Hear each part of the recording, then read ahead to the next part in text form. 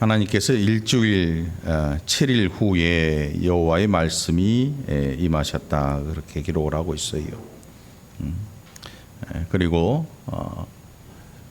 에스겔 선지자에게 하나님께서 내가 너를 이스라엘 족속의 파수꾼으로 세웠다. 너는 내 입의 말을 듣고 나를 대신하여 그들을 깨우쳐라.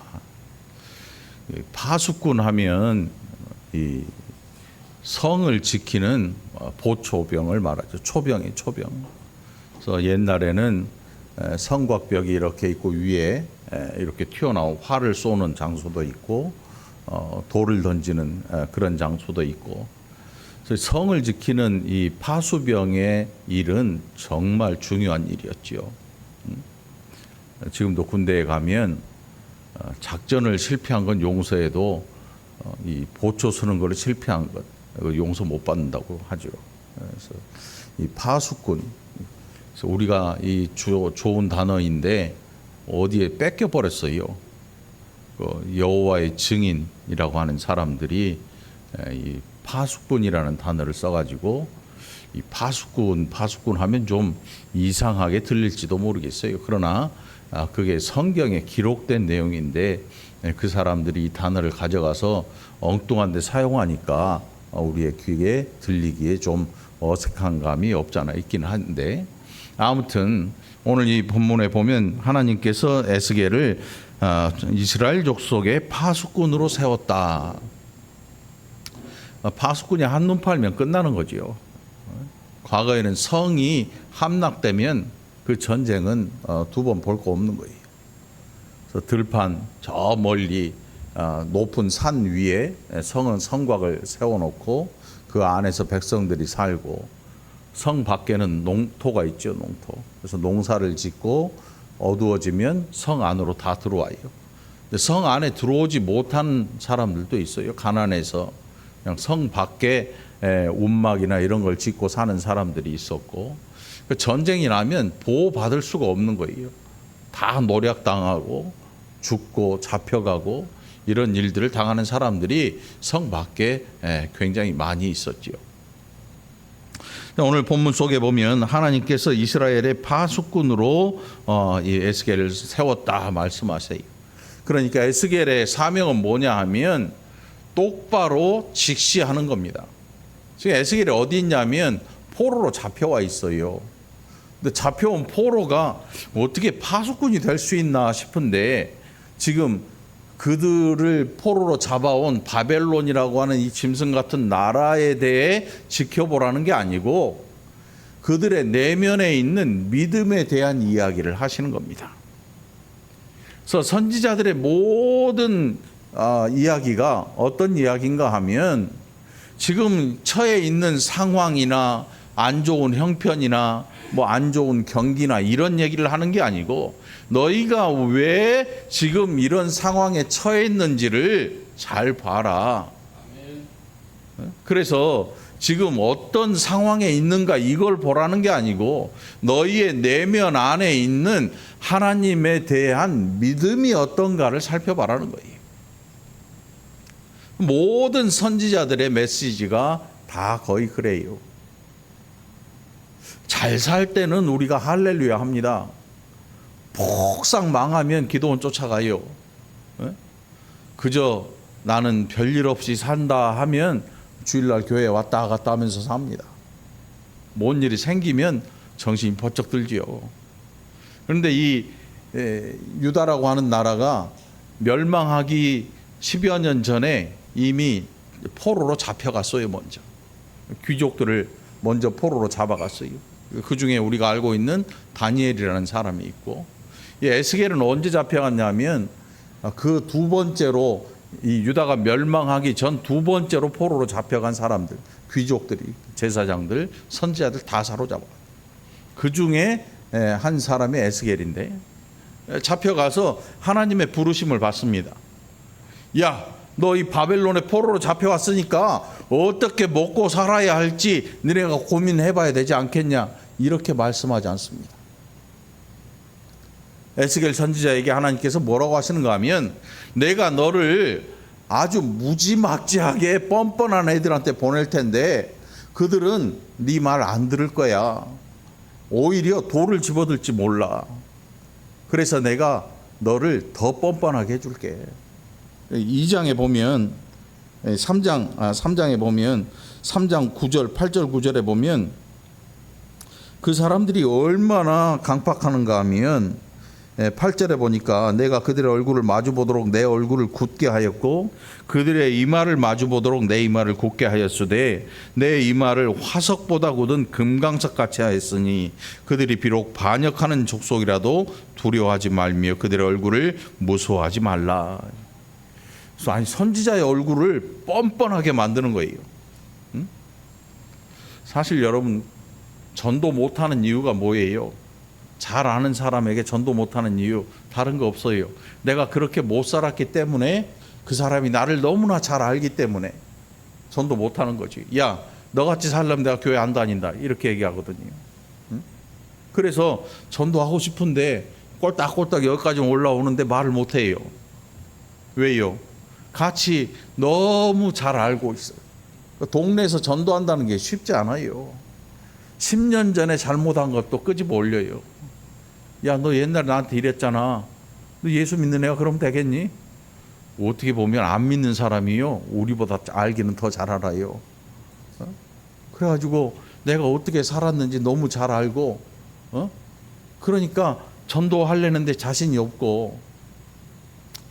그런데 에스겔 선지자가 지금 뭐 아주 100% 의인이기 때문에 그런 게 아니고, 니나 내나 포로로 잡혀서 다 똑같은 입장인데 누가 가서 잘난 체 하면서 앞에서 나서서 이 얘기를 하면 요즘 말로 뭐라 그럴까요? 사람들이 야야 나대지 마.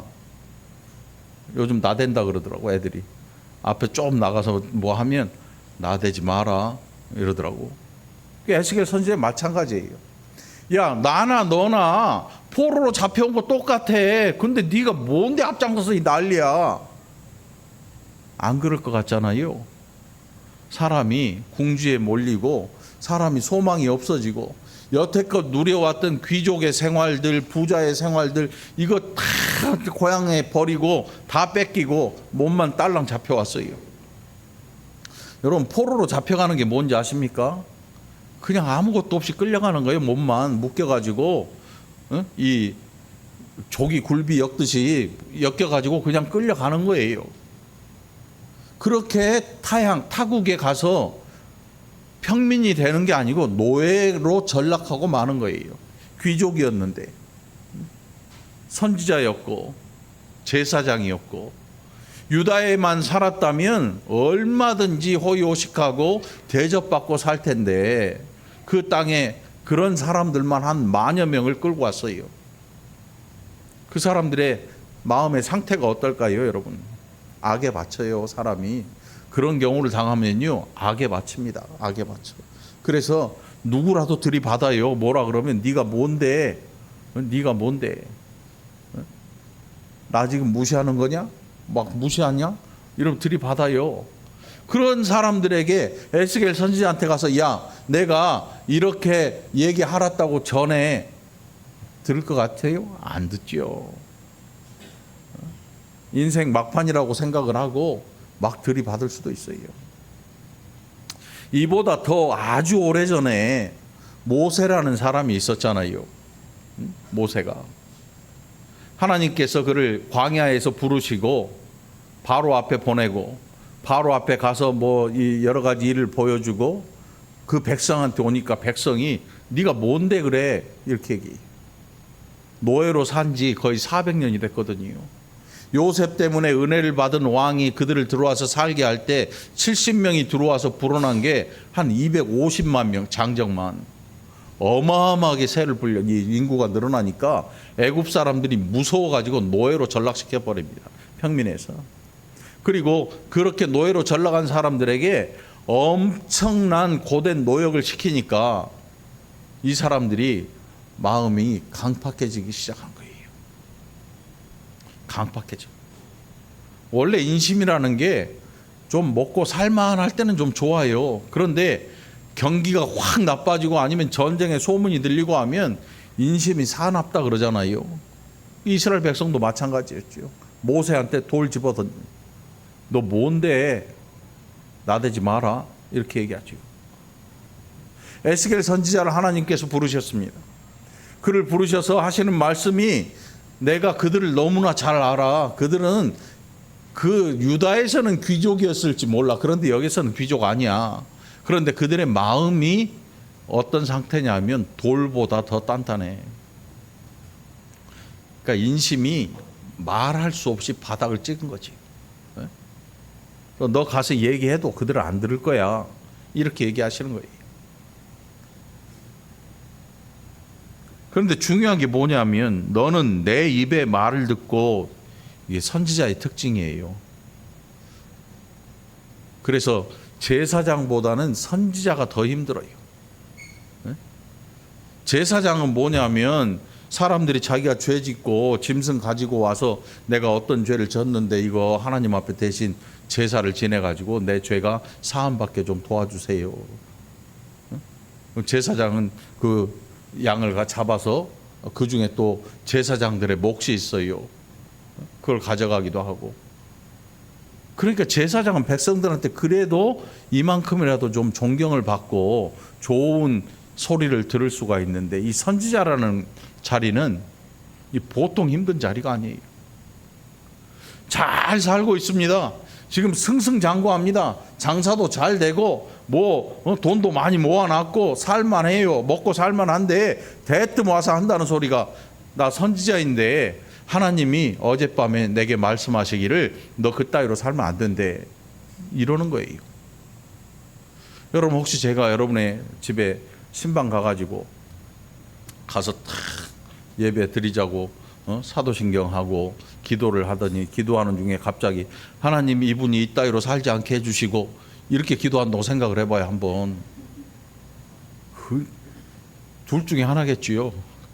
꼭 참고 그 다음 주에 교회 안 나오는 거지. 참을 때까지 참고 그 다음 주부터 교회 안 나오는 거지. 왜? 목사라는 인간이 우리 집에 신방 오더니 그따위로 살지 말라더라. 아마 온 동네 다 얘기를 하고 다닐지 몰라요. 그리고 교회 안 나오겠지요. 두 번째는 그 자리에서 성질을 내는 거야. 방금 뭐라고 했어요? 이렇게 나오겠죠. 둘 중에 하나겠지 뭐. 정말 거기서 그 말을 듣고 눈물을 펑펑 흘리면서 내가 지금까지 잘못 살았네요. 앞으로는 절대 그렇게 살지 않고요. 누구 생각나요? 삭개오.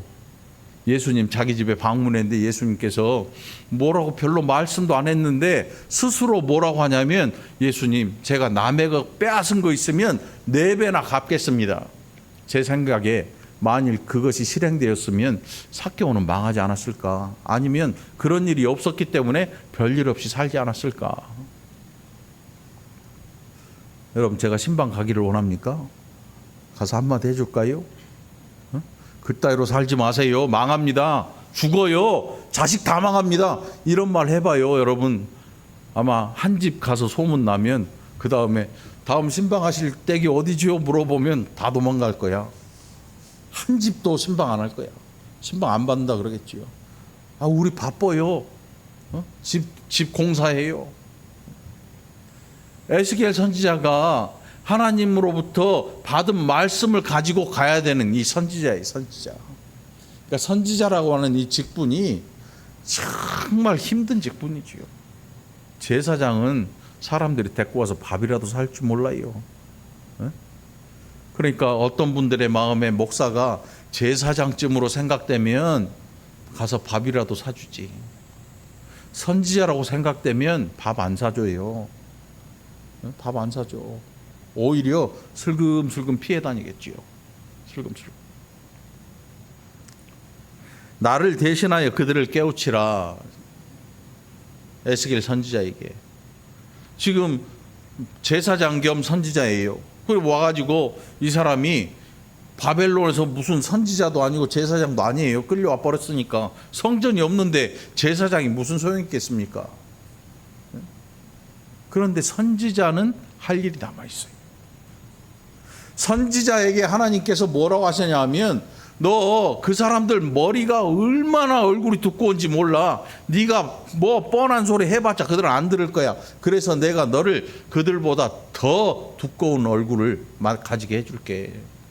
그렇다고 해서 피부가 두꺼워지는 건 아니겠지요. 마음이 정말 담대하게 만들어 주신다는 거예요. 담대하게. 무슨 뜻이에요?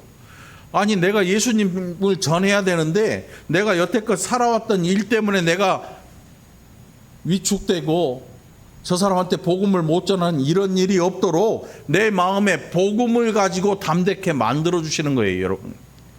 여러분 마음에 예수님 믿으십니까? 그렇다면 담대해지시기 바랍니다. 전해야 될 사람 앞에 가서 전하세요. 하나님이 뭐라고 하시는가 하면 그들이 듣든지 아니 듣든지 가서 너는 가서 내 말로 그들에게 고해라. 근데 우리는 여기에서 실패합니다. 너는 듣든지 아니 듣든지 너는 내 말로 그들에게 고해라. 이게 아니고 너는 그들이 듣든지 말든지 네 경험을 가지고 전해라. 이게 돼버리거든요. 이러니까 안 되는 거예요. 에스겔 선지자나 그들이나 다 똑같은 경험했어요. 다 망해서 잡혀왔고 다 뺏겼고 다 없어졌습니다. 그래서 우리는 과거에 많이 집착해요. 지금 연세가 꽤 들었어요. 우리 교회가 평균 60 나와요. 평균 60. 60보다 높은 사람들은 좋겠지만 낮은 사람들은 내가 왜 60이야? 이럴 수도 있겠지만 억울해. 할 거 없어. 살다 보면 다 60되고 70 되거든요. 굉장히 억울한 거죠. 에스겔 선지자나 그들이나 뭐 진배 없거든요. 그런데 에스겔 선지자는 가서 해야 될 일이 있습니다. 경험 다 똑같이 했어요. 여러분 복음 전할 때 어설픈 경험 가지고 다가가면 100% 실패하는 거 아시죠? 어설픈 경험. 과거를 먹고 사는 노인. 여기 연세 드신 분들을 노인이라고 하는 게 아니고요. 젊으나 나이 들으나 과거에 매달려 있는 사람들은 노인이 되는 거예요. 청년은 앞에 걸 바라보는데 노인은 항상 뒤에를 봐요. 뒤에 어떤 거 볼까요? 이거 왜 이래? 내가 옛날에 한가닥 하던 사람이야. 그런데 어쩌라고? 노래도 나오더라고. 어찌라고? 어찌라고? 노래도 나와. 과거에 매달리지 마세요. 과거는 속히 끊어내고 우리가 볼 거는 하나님께서 우리를 이끄시는 그 앞에 있는 것들을 붙들기 위해서 나가는 거예요. 그래서 예수 그리스도가 우리의 푯대가 되고 천국이 우리의 소망이 되는 거지요. 옛날에 교회에서 뭘 했든, 옛날에 돈이 얼마나 많았든, 옛날에 과거에 내가 얼마나 많은 일을 했건 그거 아무것도 중요하지 않아요. 그거 전혀 중요하지 않아요. 오늘 본문에도 기록이 돼 있지요. 어떤 의인이 있어가지고 의를 많이 행했는데 지금 악한 길로 가고 있어. 에스겔 선지자야. 여태껏 해왔던 의로운 일은 없던 것처럼 사라진다. 여러분, 우리에게 과거가 힘이 있겠습니까? 과거가 우리를 잡아 끌고 이러는 게 아니고 우리 자신이 과거를 붙들고 놓지 못하는 거예요. 죄의 과거에 붙들림 받은 그 죄라고 하는 이것에 우리가 스스로 붙들어 매는 거예요. 우리 자신을. 그런데 예수님의 십자가는 이 선을 끊어버렸거든요. 우리의 먼 과거로부터 모든 죄악들을 다 덮어버리셨습니다. 우리의 인생 미래에 대한 모든 죄도 예수님 덮어버리시고 현재의 죄악도 덮어버리셨어요. 십자가가 왜 놀라우신 하나님의 은혜인가 하면 우리가 돌이킬 수 없는 과거의 현재 미래의 모든 것들을 덮어버리셔서 우리로 구원 얻은 백성이 되게 하시거든요. 그러니까 우리의 과거의 죄에 대해서 얽매이지 말아야 돼요. 얽매이는 거는 십자가를 의심하는 거거든요. 그렇다면 옛날에 내가 뭘 했는지 그거 별로 중요하지 않습니다. 앞에서 했던 의인의 모든 의들이 다 없이 되는 거예요. 그거는 지나갔고 지금 네가 어떻게 살고 있는지 그 사람이 어찌 살고 있는지 봐라. 그래서 네가 가서 그를 깨우침에도 불구하고 그가 똑같은 길로 가면 그는 그 죄 때문에 죽을 거다. 애들을 초딩들 얘기하다 보면 나 잘못했잖아 그러면 뭐라 그러냐면 저는요 그래도 옛날에 이런 일도 있었고요. 넘어진 애 일으켜도 줬고요. 남의 물건 주워다 줬고요. 근데 지금 큰 잘못을 했잖아. 그걸로 퉁치려고 그래 사람이. 퉁치는 거 뭔지 아시지요? 우리 인생들이요 하나님 앞에서 옛날에 했던 것과 지금 하는 일과 뭔가를 자꾸 다 퉁치려고 그래. 안 통하죠. 하나님 아시는데. 아시니까 안 통해요.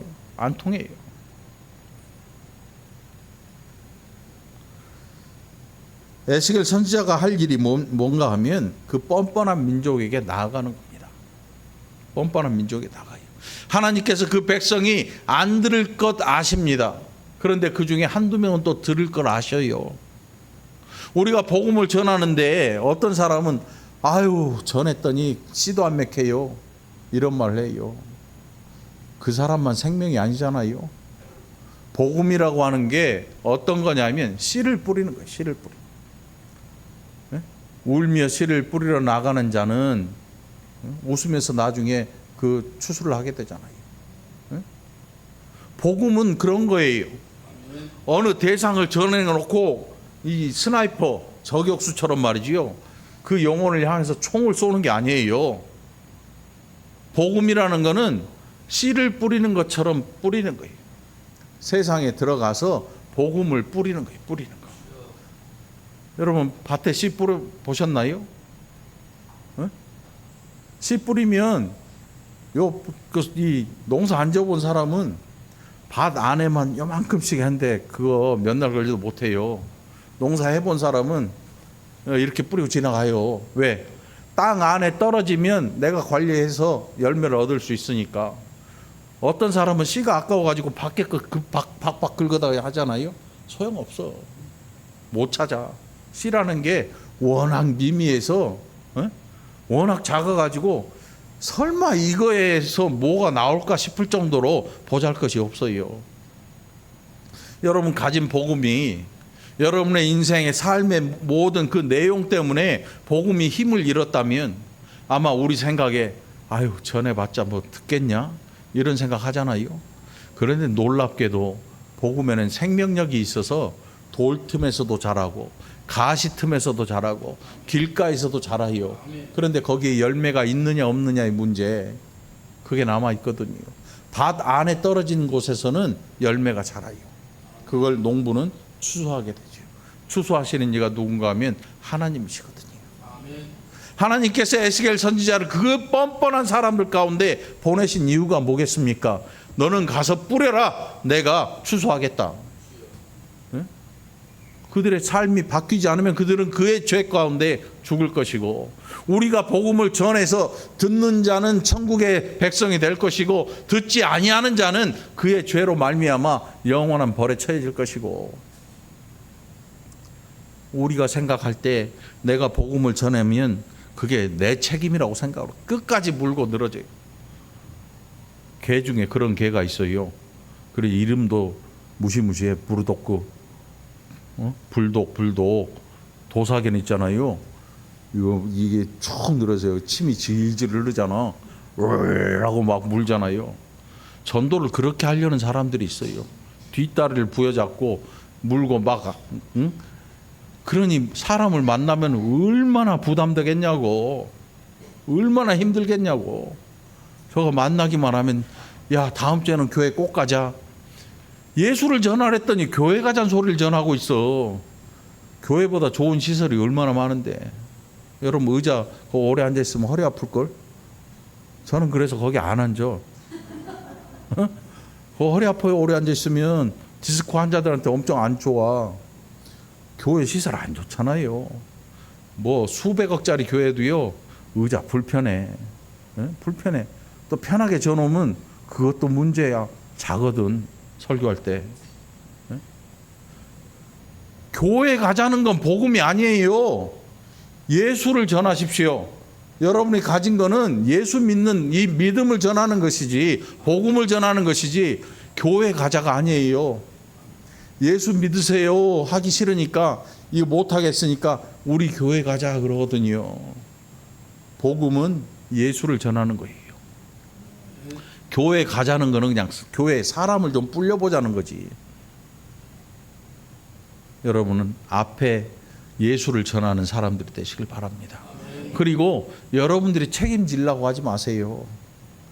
어떻게 책임을 집니까? 내 인생도 지금 비탄에 빠져 있고 내 인생도 힘들어 죽겠는데 남의 인생을 어떻게 책임져요? 전해놓고 받으면 그가 구원받은 백성이 되는 거예요.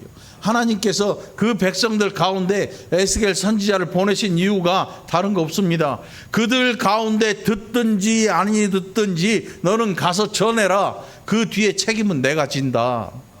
거기에서 듣고 변화된 자는 그의 생명을 내가 구원할 것이고 듣지 않은 자는 그의 죄로 그가 스스로 멸망하게 내가 놔둬버릴 거야. 하나님의 일을 여러분이 할 수 있는 것처럼 그렇게 하지 마세요. 자식도 안 되고요, 남편도 안 되고 아내도 안 됩니다. 어느 누구도 안 돼요. 하나님만이 하시는 일인 거예요.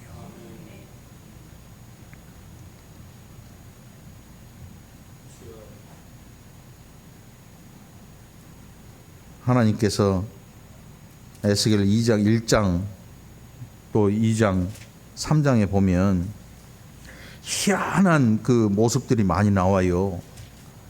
1장에 가면 뭐 바퀴 달린, 뭐 날개 달리고 바퀴 달리고, 요 내용을 말이지요. 인터넷 이렇게 뒤져보면 똑같은 본문을 보고 그려낸 그림들이 다 달라요. 다 달라. 바퀴가 있고 뭐 한 면으로 향하고 소 뭐 형상, 뭐 독수리, 사람 얼굴 뭐 형상, 이거를 자기 상상대로 이 글을 보고 그려냈는데 여러 모양이 나와요. 여러 가지 모양이 나와. 그럼 여러분 그 그림은 되겠어 안 되겠어? 네? 그런 걸 보고 믿으면 되겠어 안 되겠어? 우리나라 살기 어려울 때 이 미국에 있는 선교사들이 왔어요. 그 사람들은 교리가 좀 이상한 사람들이야. 그래가지고 뭘 들고 왔냐면 예수님 초상화를 이만한 걸 들고 와가지고 다 집에다 걸어놨어요. 그게 오늘날까지 우리에게 번져 있어요. 기독백화점 가면요, 예수님 얼굴 탁 해가지고 이렇게 해놓은 거 있어요. 달력에도 저 예수님이 양 안고 이렇게 서 있는 거 있어요. 네? 그 예수님이 아니에요. 예수님이 증명사진 찍은 적이 없어. 근데 우리는 그게 예수님이라고 믿어버려요.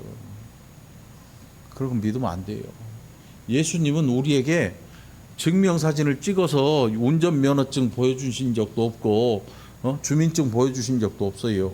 그런 사진을 가지고 이거 예수님이라고 믿는 순간 우리는 섬을 숭배하는 우상 숭배가 되는 거예요. 그렇게 하면 안 돼요. 어떤 형상도 없어요. 하나님은 영이시니 어떤 형상도 가지지 않으셨어요. 근데 여기 보면 에스겔 선지자의 에스겔서에 보면 이거 막 상상할수록 이상한 모양들이 나와요. 그래서 자기 딴에는 이게 정답이라고 그려놨는데 옆에 다른 애는 또 엉뚱한 그림을 그려내요. 그러면 어떻게 해야 돼요? 우리가 그냥 성경에서 멈춰야 돼요. 이거를 내 손으로 그렸다고 해서 이거 왜 이래? 나 배운 사람이야. 그래가지고 이걸 그려서 내놓은 순간 그는 성경을 이상하게 해석하는 사람이 되는 거예요. 그러면 목적을 알아야죠. 하나님께서 왜 에스겔 선지자에게 이런 것들을 보여주셨을까? 여러분 잘 기억하세요. 만일 여러분들이 기도하다가 뭔가를 봤어요. 네? 뭔가를 봤어. 기도하다가 뭔가를 들었어. 한 80년대쯤만 해도 우리나라의 기도원들이 어마어마하게 막 지어져 가지고 여기 산에 가도 기도원, 저 산에 가도 기도원. 기도원이 절보다 더 많은 때가 있었어요. 시내에도 있어요. 지하실, 거의 구급 기도원이라고 이렇게 써진 지하실 기도원들. 왜 지하실로 들어가요? 밤새 목이 터져라 막 소리 지르고 기도해야 되니까 가면 기도굴이라고 만들어놨어요. 쥐야 막 해가지고 그 원장님은 말소리가 거의 안 나. 어떻게 오셨어요? 이렇게. 그래가지고 그 목소리를 좋아하는 사람들은 기도 많이 하셔가지고 은혜가 넘치네요 목소리가. 그러면 은혜 넘치는 목소리면 하나님이 태어날 때부터 그렇게 만드셨겠지. 응? 태어날 때부터 그게 은혜면. 여러분 제 목소리가 좋습니까? 어서 오세요 이게 좋습니까? 물어보나 마나 아니에요. 물어보면 여기 대답해봤자 의미 없어요. 응? 그래서 그 막 기도원이 막 그래서 뭘 봤네, 뭘 썼네, 뭘 그렸네, 온갖 별별 사람들이 다 나타나요. 다 거짓말이고 다 가짜예요. 그런 거에 현혹되면 안 돼요. 에스겔 선지서에 보면 여러분들 어떤 사람들이 이걸 보고 기도하면 하나님이 이런 걸 보여주신다 그래요. 왜 보여줄까? 목적도 모르고 보려고 난리를 피는데 그러다가 헷가닥 자기 딴에는 안 자고 기도한다 생각했는데 피곤해서 자는 수가 있어요. 자다가 개를 볼 수도 있어. 그러면 그게 개꿈인 거야. 별다른 게 아니야. 응? 그러니까 우리가 환상으로 봤는지 꿈에서 봤는지 그냥 생시에서 눈 뜨고 봤는지 그거 전혀 중요하지 않아요. 뭘 봤는지가 중요한 게 아니고 왜 보여주시냐가 중요한 거야. 여러분 그 목적을 알아야 돼요. 에스겔 선지자에게 정말 무시무시하기도 하고 신기하기도 한 이런 모습들이 막 기록이 돼 있어요. 응? 그런데 이걸 보여주신 그 장소가 어디냐가 중요한 거예요. 여기 바벨론이잖아요. 바벨론은 유다를 멸망시킨 나라예요. 그들을 포로로 끌고 온 나라예요. 그리고 이 백성들이 완전 철면피라 오죽하면 하나님께서 선지자에게 너는 사랑으로 행해라, 때리면 맞아라, 밟으면 꿈틀만 해라 이렇게 말씀 안 하고 나는 그 백성들이 철면피인 걸 알아. 그래서 내가 너를 그보다 더 강한 철면피로 만들어 줄게. 이렇게 말씀하신 이유 뭐겠어요? 두려워하지 말라는 거죠. 그리고 이 엄청난 환상을 보여주신 이유가 뭐겠습니까? 인자야, 내가 너와 함께 있다는 사실을 잊어버리지 말아라. 우리의 믿음의 한계가 어디냐면 교회 올 때는 꼭 하나님이 나랑 함께 계시는 것 같아요. 교회 오면 하나님이 나랑 함께 계시는 것 같아요. 그래가지고 힘이 나. 교회 오면 막 찬송도 하고 박수도 치고 막 할렐루야 뭐 하기도 하는데 교회 밖에 나가면 하나님이 나랑 함께 안 계신 것처럼 생각이 들어요. 누가 그랬냐? 이 유다 사람들이 그래. 유다의 귀족들. 왜냐하면 유다에는 성전, 예루살렘 성전이 있었잖아요. 그래서 그 성전 하나 믿고 하나님 앞에서 까불었지요. 개판으로 살았어요. 인내함도 없고 사랑도 없고 공평함도 없고 그저 뭔가를 집어서 뺏거나 아니면 더 많이 가지려고 온갖 난리를 펴다가 이 모양이 됐거든요. 그들이 그렇게 믿은 게 뭐였냐면 하나님의 집이라고 일컫는 예루살렘 성전이에요. 예루살렘 성전. 설마 하나님이 집이 여긴데 그것들이 쳐들어오겠어? 그들이 하나님을 잘 알지 못하고 한 거죠. 하나님을 잘 알지 못해요. 하나님이 그 집을 버린다는 사실을 알지 못한 거예요. 하나님이 성전을 버리셨어요. 지금은 아예 버리셨죠. 여러분 성전 있는 거 아는 사람 어느 교당 가니까 무슨 성전 그러더라고. 그거 성전 아니야. 성전은요 거기서 양이나 소를 잡아서 피 흘림의 제사가 있어야 성전이 되는 거예요. 산 제사니까 성전이다. 천만의 말씀. 성전이라는 단어는 아무 데나 쓰는 게 아니고 솔로몬 성전, 다윗 성전, 뭐 광야에서 만든 모세 장막 이런 것들만 성전이라고 일컫지, 이 우리 교회나 뭐 다른 교회나 성전 없어요. 성전이 존재한다면 거기에서는 짐승을 잡아 죽여야 되고 예수님이 십자가에 달려 죽지 않으실 때, 성전은 지구상에 한 군데밖에 없거든요.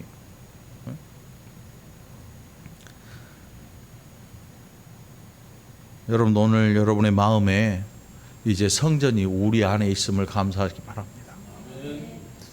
유대인들이 그렇게 철석같이 믿었던 성전을 하나님이 하루아침에 던져버렸습니다. 나 여기서 안 살래. 하나님이 성전에서 그 백성과 함께 거하기로 작정하신 이유는 그 백성을 인한 기쁨 때문이었어요. 여러분, 생각을 해보세요. 밤에 자식이 부모님 저 다녀오겠습니다 하고 밤에 싹 나가 들어간데 끌고 가더니 새벽에 돌아올 때 보니까 돈에다가 막 보석에다가 한 차 가득 싣고 와가지고 집 안으로 다 끌고 들어와. 여러분, 부모라면 어떻게 했어요? 우리 엄마는 만일 그랬으면 경찰에 신고해 버렸을 거야. 네? 그게 정상이에요, 여러분. 자식을 살리려면 경찰에 신고를 해야 돼. 밤에 나가서 막 바리바리 싸가지고 싣고 왔는데, 오메, 우리 아들 착한 거, 우리 아들 능력 있네 이러고 아들 그걸 가져온 걸 출처도 묻지 않고 집안에 끌어 들어가지고 그거 막 여기다 차고 걸고 난리를 피고 막 동네 자랑해대고, 이거 아들이 준 거다, 사위가 사줬다. 이거 아니구나, 사위가 사준 거는. 아무튼 이래 자식 죽이는 일이지요. 진짜 부모 같으면 밤에 그렇게 들어오면 너 이거 어디서 났어? 다시 갖다 줘. 안 그럼 나 이 집 나갈 거야. 하나님이 그러셨거든요. 하나님이 그 백성과 함께 거하시는 게 그 백성으로 인한 기쁨이었는데, 이 백성이 너무나 개판으로 살고 하나님을 의지하지 않아요. 온갖 우상에 다 쪄들어 있고, 그럴 때 하나님께서 참다 내리신 결론이 뭐냐, 나는 더 이상 여기에서 못 살겠다. 그리고 떠나가시는 거예요. 그 백성을 버리시는 게 아니고 백성이 이미 하나님을 버렸어요. 그래서 하나님은 집을 버리셔요. 하나님의 여태 거하시고 그들의 제사를 받으셨던 그 집을 버리셔요. 그 이유가 뭐냐면 제사가 없어서 그런 게 아니고 짐승 다 끌고 와요. 끌고 와서 제사를 드리고 가요. 그런데 하나님 뭐라고 하시는가 하면, 너희는 내 마당만 밟을 뿐이다. 너희는 짐승의 피만 흘리고 갈 뿐이다. 너희가 변화된 건 하나도 없다. 여러분, 교회만 다니면 안 돼요. 교회 다니면 반드시 거기에 동반돼야 되는 일이 있어요. 여러분이 조금씩이라도 변화되는 삶이 있어야 되는 거예요. 이만큼씩이라도 안 변하면 소용없어요. 단이나 많아요. 뭐하러 교회 다니면서 헌금하고 그래요. 비싼 시간 들여서, 비싼 돈 내면서, 귀한 시간 들여서. 저기 보니까 주일날 여기 월곶에 워터파크 있더라고. 미끄럼틀 저 위에서 타고 내려오는데 엄마들 엄청 가더라고. 엄청 가, 주일인데. 차라리 거기를 가라니까. 교회 와가지고 땀 흘리고 고생하지 말고. 믿음 없는 교회를 다니는데 변화가 필요한 거예요, 여러분. 이만큼씩이라도 변하는 사람은 하나님의 음성을 듣고 살아나는 사람이 되는 겁니다. 그냥 교회만 다니면 안 돼요. 교회만 다니면 뭐합니까? 아무 소용없어요. 그냥 성전 마당만 밟고 짐승만 잡아 죽이고 자기 하고 싶은 일만 하고 다시 돌아갑니다. 하나님이 결국 그 집을 버리셨어요. 여러분, 이 교회가 사는 거는요, 다른 거 없습니다. 여러분 한 사람 한 사람이 이만큼씩이라도 변화를 받는 거예요. 마음의 변화를 받아 하나님의 기뻐하시고 선하신 뜻이 무엇인지 분별하도록 해라. 성경 말씀처럼 저와 여러분이 이만큼씩이라도 변화되지 않으면 사람이 10,000명 있어도 그 교회는 망해요. 망한 교회가 되는 겁니다. 오늘 여러분 한 사람 한 사람 때문에 이 월고 중앙교회가 산 교회가 되기를 간절히 축원합니다. 여러분이 살아나지 않으면, 변화되지 않으면 죽은 교회가 되는 거지요. 돈 많으면 그거 뭐합니까? 지고 갈 것도 아닌데. 교회 크면 뭐하고, 차 많으면 뭐하고, 좋은 집 살면 뭐하고, 그거 다 필요 없어요. 허무주의가 아니고 돈이 많고 정말 기쁘게 살고 싶거든 예수 잘 믿고 변화의 과정을 겪어야 됩니다. 그거 아니고는 소용없어요. 아무 소용없지요.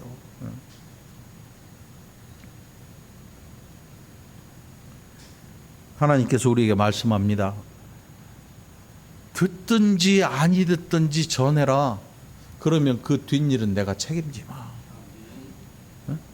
여러분의 형편 때문에, 망한 사업 때문에, 아니면 자식들이 뭐 공부 못하고 뭐 이런 것 때문에 뭔가를 못 전하고 있다면 여러분은 하나님이 아니라는 사실을 기억하세요. 그들의 인생을 책임지려고 달려들지 말고 하나님이 그들을 책임지는 걸 늘 기억하시고 우리가 가진 바 복음의 씨앗을 우리는 뿌리를 따르는 거죠. 이 일에 여러분 감사하며 헌신하시기를 간절히 축원합니다. 기도합시다.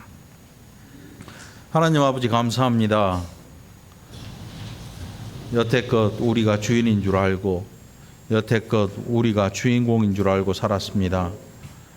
그런데 하나님께서 전하라고 하신 것은 책임지라고 하신 게 아니고 하나님이 책임지신다는 말씀이었고, 신기한 걸 보여주신 것, 그것은 열악한 환경에 하나님이 늘 함께 하심을 보여주는 일이었습니다.